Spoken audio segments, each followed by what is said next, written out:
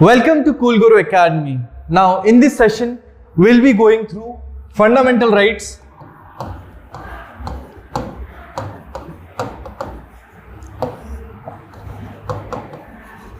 in last video, we have already covered article number 12, 13, 14, 15, 16, 17 and 18. Where 12 was definition, 13 was related to judicial review and article 14 to 18 was under right to equality. Now in today's video, we will be covering from article number 19 to article number 22. This set of articles are right to freedom.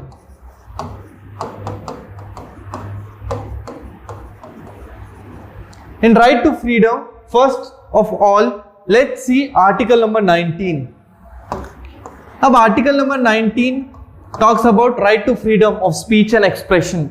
अब right to freedom of speech and expression बोलने में बात खत्म हो जाती है क्या? नहीं, इसके अंदर कुछ चीजें जो आपको पता होनी चाहिए. जैसे article number 19(1)(a), it gives right to freedom of speech.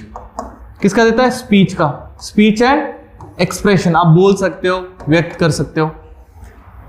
Now article number 19(1)(b) clause, पहले वाले में आप बोल सकते हो, दूसरे वाले में आपने बोला दोस्तों से, फिर आप दोस्तों को कॉल करके बुलाते हो और एक जगह मिलते हो. Yes, so it gives the right to assemble peacefully. How? Peacefully. That is also important, वरना गन लेके पहुंच गए फिर बोलोगे पुलिस ने पकड़ लिया. ठीक है. Next article number 19(1)(c). अब आप असेंबल हो गए. Now you will form groups, जिसको हम बोलते हैं right to form associations. Associations और ग्रुप्स. फॉलोइंग विच, अब आपने ग्रुप वगैरह बना लिए, फिर आप सोचते चलो विल ना ग्रुप बना लिया, अब हम कहीं चलते हैं. So it is right to move freely throughout India. Right to move freely throughout India. फिर कहोगे अब घूम लिया, घूमने के बाद आप थक गए, देन इट इज घूमने के बाद थक गए, अब कहीं पे रुकोगे. It is right to reside in any part of the country. उसके बाद आपका आता है जो आपको याद रखना है, that is article 19(1)(f). It is deleted. It is deleted. It was related to right to acquire property. Right to acquire property, ये तो डिलीट कर दिया है. प्रॉपर्टी. उसके बाद लास्ट वन जो आपको पता होना चाहिए, जी, it is right to profess any kind of profession you want. तो इजी याद करना. सबसे पहले क्या होता है, आप बोल रहे हो, यू हैड अ स्पीच, आपने कॉल वॉल पे बात कर ली, फिर आपने सबको बुला लिया, that is forming association. Assemble कर लिया. उसके बाद आपने क्या किया, आपने ग्रुप्स फॉर्म कर लिया. ग्रुप्स फॉर्म हो गए. ग्रुप फॉर्म होने के बाद क्या किया, आपने कहा चलो घूमने चलते हैं. So it is right to move to any part. एक बार घूमने चले गए, उसके बाद आप क्या कहोगे, थक गए, यू कैन इवन रिसाइड. उसके बाद डिलीट हो गया. And next one is related to freely profess any profession, जो आपको करना है. अब आप कहोगे कुछ भी प्रोफेशन चलेगा, ऐसा तो जरूरी नहीं है. हाँ, अब कहोगे कहीं पे भी घूम लेंगे. फिर why there is inner line permit thing called. जब आप नॉर्थ ईस्ट वाले रीजन में जाते हो तो आपको इनर लाइन परमिट इश्यू करना पड़ता है. So why such kind of things are there. तो इन्हीं सबका आपके लिए आंसर है. एक मिनट, आप चाहे तो इसका एक बार स्क्रीनशॉट ले लो. Done now. अब इन्हीं सबका आपका आंसर है article 19 clause 2. You have right to freedom of speech, लेकिन आप किसी को गाली गलौच नहीं कर सकते. ठीक है. सरकार चाहे तो रीजनेबल रेस्ट्रिक्शंस लगा सकती है आर्टिकल नंबर 19 पे. 3, नेशनल इमरजेंसी के दौरान, that is under article number 352 which is related to what, national emergency. Article 19 सबसे पहले सस्पेंड होता है. कोविड के दौरान आपने देखा होगा सेक्शन 144 इंपोज किया था कि 4 से ज्यादा लोग नहीं मिलेंगे. फिर आपने तो बोल दिया असेंबल, एसोसिएशन तो दूर दूर रहा. Yes, restrictions which are mentioned in Article 19(2). So this was a clear cut view of Article number 19. Now moving towards article number 20. Article number 20, it gives the protection against conviction of offenses. It gives protection against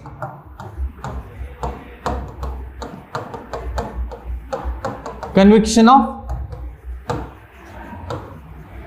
offenses. Now इसके 3 part है जो आपको पता होने चाहिए. We'll divide it into 3 parts. Now its first part, it talks about no ex facto law. No ex facto law. ठीक है. No ex facto law का मतलब है कि मान लीजिए आज आपको सजा हो जाती है रिलेटेड टू दी, आपने मनी लॉन्ड्रिंग किया तो आपको सजा हो गई. Money laundering comes under criminal case, आपको सजा हो गई. मान लीजिए अभी आपको सजा हो गई है फॉर अराउंड 5 years, लेकिन उसके बाद कोर्ट ने आपसे बोला कि जो भी $1 billion प्लस का आपने इतना बड़ा घोटाला कर दिया, $1 billion प्लस, फिर आपका क्या होगा? कोर्ट ने बोल दिया आपसे जो भी इतने बड़े बड़े घोटाले करेगा उसके लिए सजा है मिनिमम 7 years. लेकिन आपके ऊपर कोर्ट केस पहले चला, ठीक है, पार्लियामेंट में बिल बाद में पास हुआ कि इसकी चीज के लिए ऐसे ऐसे सजा है. तो इन सब चीजों से रिलेटेड आपको क्या मिलेगा? No ex facto law. मतलब आपको जो पहले सजा जो भी लिखी गई है जब आपने जुर्म किया आपको वही सजा मिलेगी. Okay, so it is applicable only in criminal cases. In criminal cases. Only in criminal cases. I'll write only. Very important. ठीक है. Now go through the next. First है no ex. दूसरा है no double jeopardy. No double jeopardy. No double jeopardy. What is no double jeopardy? No double jeopardy का मतलब ऐसा है कि आपने अगर एक बार जो चीज की है, लेट्स उसको एक ऑफेंस कमिट किया और जज ने आपको सजा सुना दी है कोर्ट ने, तो आपको सेम ऑफेंस के लिए वापस सजा नहीं सुनाई जाएगी. Because you have committed that offence only once, so only once you will be committed. So आपको बार बार सेम चीज के लिए सजा नहीं सुना सकते. ये चीज किसके लिए? Only in judiciary it is applicable. Only in judiciary it is applicable. मान लीजिए there is one corrupt officer, उसको करप्शन के लिए सजा हो गई. सो थ्रू जुडिशरी उसको सजा कितनी बार होगी? एक बार. लेकिन उसके एडमिनिस्ट्रेशन से उसको बार बार ताने सुनने पड़ रहे हैं, उसको यहाँ वहाँ प्रमोशन कर रहे हैं, उसको बार बार उसके लिए पनिशमेंट मिल रही है. So is it possible? Yes. So it is not applicable on administration. Not applicable on, it is not applicable on administration. हालांकि इसके खिलाफ वो पिटीशन फाइल कर सकता है कोर्ट में और उसके लिए उसके फेवर में ही जवाब जाएगा. लेकिन अगर आप देखिए just by law only judiciary में ये प्रावधान अवेलेबल है. व्हाट? कि no double jeopardy is there. No double jeopardy हो गया आपका.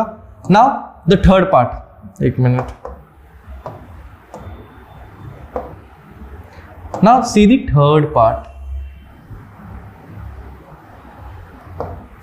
Now in third part, if you'll see, it is related to no self incrimination. No self incrimination. It means in criminal cases, star mark. In criminal cases, you cannot, ठीक है. तो आपको पहले क्या था? It is related to the criminal cases, not to the civil cases. No self incrimination का मतलब है कि आपको ओरल या फिर डॉक्यूमेंट्री एविडेंस खुद के बारे में नहीं प्रोवाइड करना है कि ऐसे लिख के देता हो कि भाई मैंने चोरी की है, ये की है, मैंने खून किया है. सो ओरल और डॉक्यूमेंट्री एविडेंस खुद के खिलाफ आप नहीं कर सकते हो. ठीक है, इसके लिए आपको कोई फोर्स नहीं कर सकता for oral and documentary evidence. But there are always, अब यहां तक का स्क्रीनशॉट ले लीजिए. As I said, so this is about self incrimination. मैंने बोला था हर एक चीज के कुछ आपको क्या मिलेंगे? एक्सेप्शंस मिलेंगे। पहले तो आप यहां तक देख लीजिए। ओके, इसको मैं थोड़ा साइज छोटा कर देता हूं। Okay, only one. अब नाउ सी, सबसे पहली चीज, when it comes to giving all this evidences and all, अब इसके कुछ एक्सेप्शन है। Yes, exception lies. पहला आपका एक्सेप्शन है, क्या आप थंब इंप्रेशन दे सकते हो अपना? when it comes to giving thumb impression, क्या इसके लिए भी आपको ऐसा है कि नहीं देना? नहीं, आप देना है। ठीक है, ये एक्सेप्शन है। आपको अगर बॉडी के सैंपल्स मांगे कि आपका बॉडी चेकअप वगैरह कराना चाहिए, तो यस, आपको देना पड़ेगा। आपको ब्लड के सैंपल्स मांगे, yes, you have to give. से कुछ एक्सेप्शन है जिस पे आपको काम करना पड़ेगा। सो अगर हम देखें तो आर्टिकल 20 क्या करता है कि आपका गैर कानूनी तरीके से अरेस्ट ना हो। It gives you protection against any kind of offence you commit. सबसे पहला वाला क्या है? No ex facto law. ये सारे किसमें दिख रहे हैं आपको? ये वाला किसमें दिख रहा है? No ex facto only for criminal case. No double jeopardy. आपने कुछ सिन कमिट किया, कुछ ऑफेंस कमिट किया, तो उसके लिए आपको एक ही बार सजा होगी। And it is only applicable in judicial courts. तो ट्राइब्यूनल में होगा या नहीं? तो ट्राइब्यूनल भी तो है ना, क्वासी जुडिशियल कोर्ट्स। होगा ना, क्यों नहीं होगा? नो सेल्फ इंक्रिमिनेशन, ये वाला पॉइंट आपको समझ आ गया। So I guess now article 20 is clear to you all. Okay, now will go through article number 21. Now in article number 21, everybody thinks it is just related to right to life. But is that so? No, it is not so. Here it is given that no person shall be deprived of his life and personal liberty except procedure established by law. So you need to remember this line, that is procedure established by law. Now in procedure established by law, इसका बहुत ही छोटा सा narrow judgement दिया था 1950 के गोपालन case में, जो आपको पता होना चाहिए। नाउ गोपालन केस में बोला गया कि जो आपका ये आर्टिकल है, इसकी जो पावर है, it is only applicable in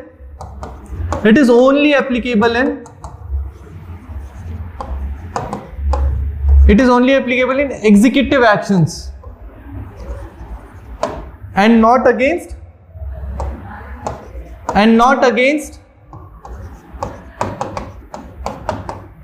legislative actions. तो उन्होंने कहा ऐसे कैसे?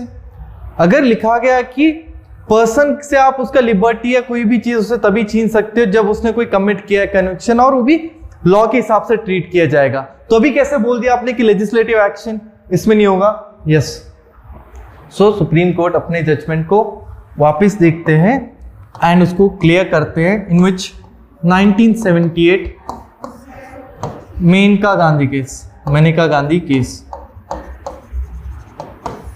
इसके अंदर कैसा होता है, इनका पासवर्ड जब्त कर लिया जाता है, तो ये पहुंच जाती है कोर्ट। तो बातें होती है कि भाई मेरे पास मेरी खुद की पर्सनल लाइफ है, राइट टू लाइफ वगैरह है कि नहीं। तो उसमें जुडिशरी ने बोला and gave the broader perspective कि it is available against all the type of actions. आप लेजिस्लेटिव ले लो, executive action, it is applicable against all. तो आपको 1978 का मेनका गांधी केस और 1950 का गोपालन केस आपको याद रखना है, which is related to the article number 21। इसके अलावा आपको क्या याद रखना है? Yes, right to privacy. Right to privacy किसके अंदर आता है?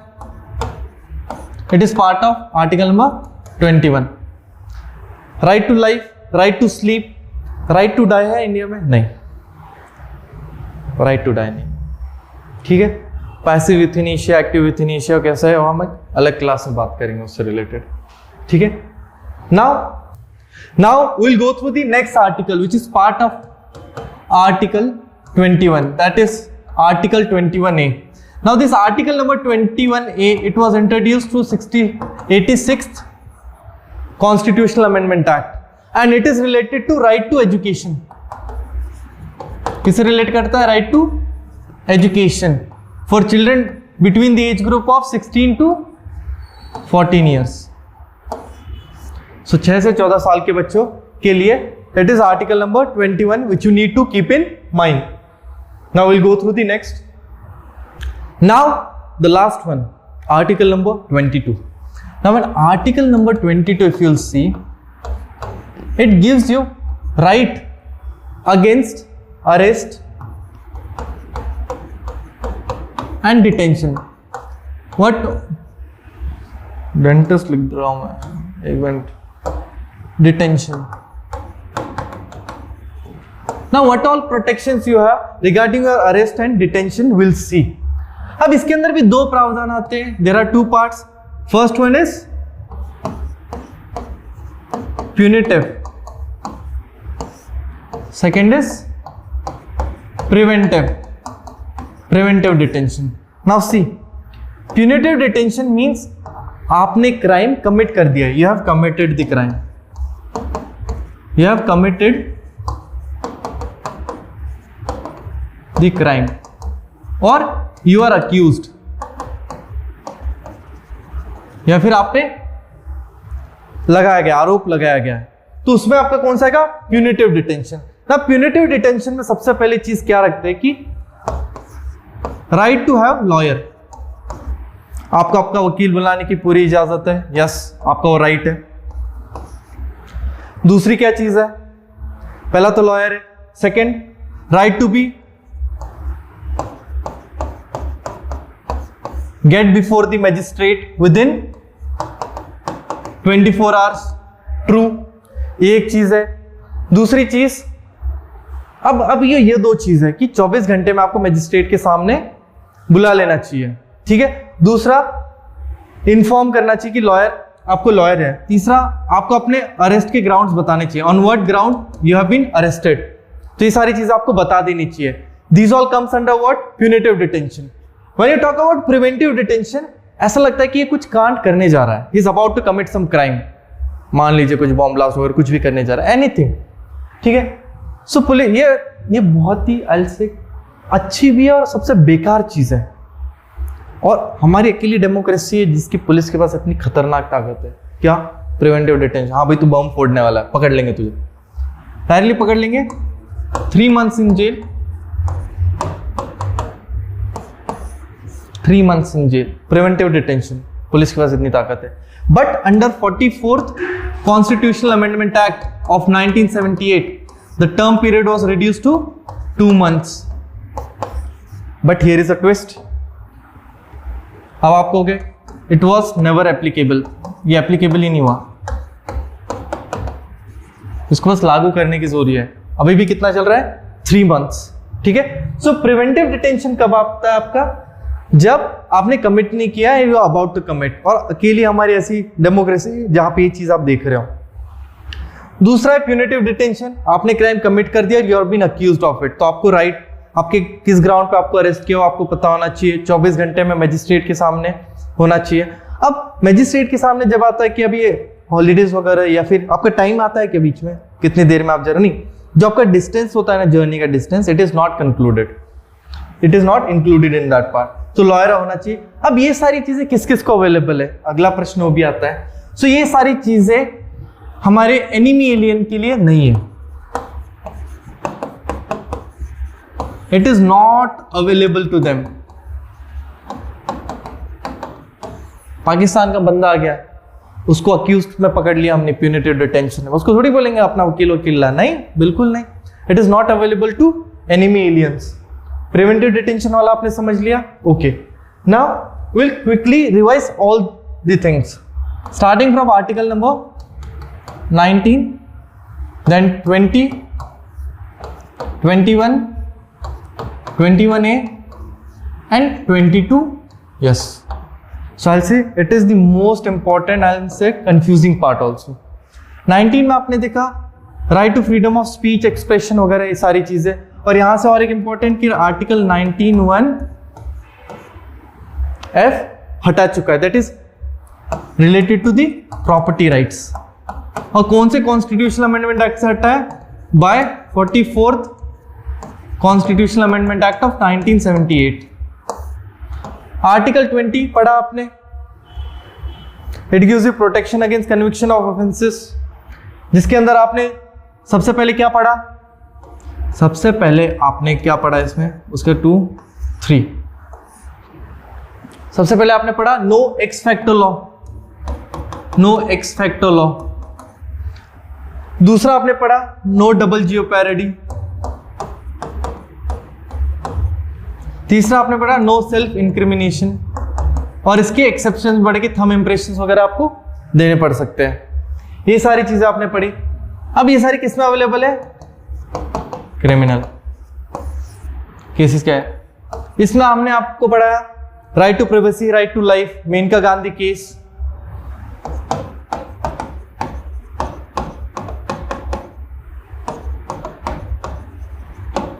and person shall be deprived of his liberty only by procedure established by law, procedure established by law. Article number 21 है, it is the related to the education, कि 6 से 14 साल के बच्चों को एजुकेशन मिलना चाहिए, free and compulsory education. Article number 22, इसमें हमने 2 पार्ट पढ़े, वन इज प्रिवेंटिव, दूसरा है प्यूनिटिव। इसको प्रिवेंट कर रहे हो करने से 3 महीने की सजा, लेकिन 2 महीने में रिड्यूस हो गई थी through 44th constitutional amendment act. Punitive वाला भी हमने पढ़ लिया कि किस किस को क्या क्या सजा होती है, लॉयर वगैरह मिलता है, किसको नहीं मिलेगा, एनिमी एलियंस को नहीं मिलेगा।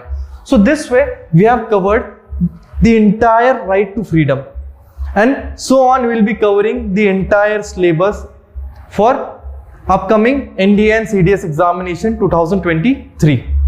And there is one more thing. Thank you so much for supporting us, and please keep sharing all these videos. These are straight to the points and will directly help you to ace your examination.